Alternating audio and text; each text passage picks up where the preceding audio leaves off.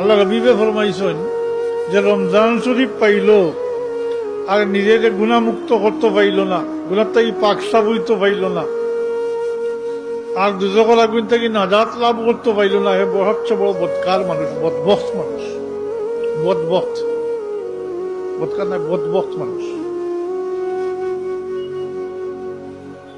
এর কারণে তো আমরা জানি বলে রমজান মাস হইল উম্মতর মাস, তার মানে উম্মতে ফাইয়া এই মাস কামল লাগাইতা। পয়লা 10 দিন রহমতর, দ্বিতীয় 10 দিন ওটা মাগফিরাত, তৃতীয় 10 দিন নাজাত।